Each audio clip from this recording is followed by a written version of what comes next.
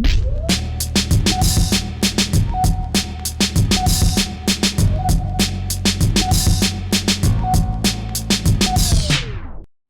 were very worried about me not having a steady career, but once they realised how much I was into it, how much I was doing it all the time, they saw that, it didn't really matter what they wanted me to do because this is what I was going to do. And they were very understanding. I understand that you tried to learn the violin at one stage. Yeah, I learnt it when I was a kid, yeah.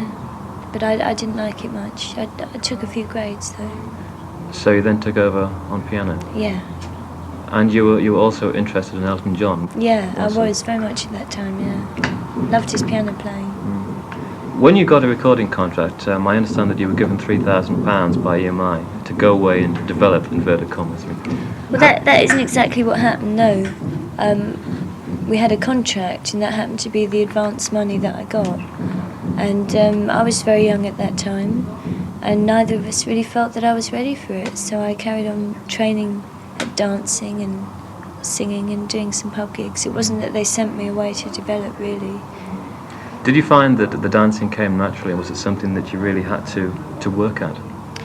A certain amount of it comes naturally. The feeling is natural, but the actual technique you have to work at for years. And I've only done about 3 years, really. So you feel perhaps that you're still a beginner in that sort of stage? Oh, very much. I'm not anywhere near a dancer technique standard.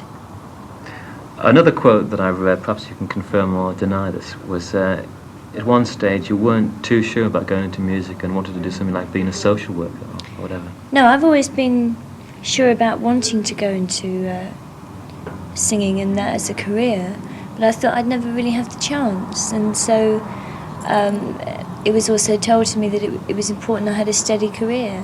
So I tried to think of something that I wanted to do besides music, and the nearest thing was psychiatry. But I knew I'd never make it because I was no good at physics anyway.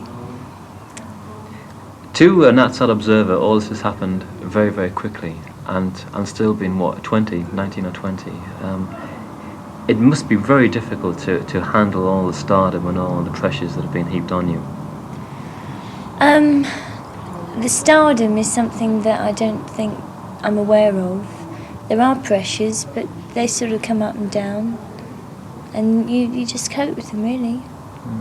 Because some of your songs are about adolescence, things like The Man with the Child in His Eyes. Can you view these things objectively and write about them while you're still? Yeah, you have to be objective to a certain extent, but then you have to draw off your own subjectivity to emotions in order to get the proper aspect, because if you're being objective about something like a love relationship, if you're being strictly objective, it would come across very coldly, and you have to apply your own emotions and pains and whatever to that situation to get it across in a convincing way, really.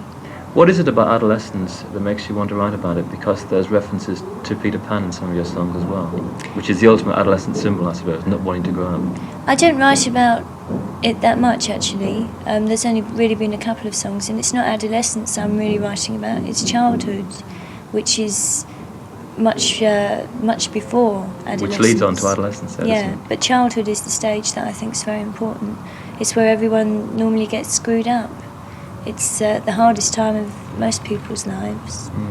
And I just love children, and I think it's such a shame that so many of them have to go through so much rubbish.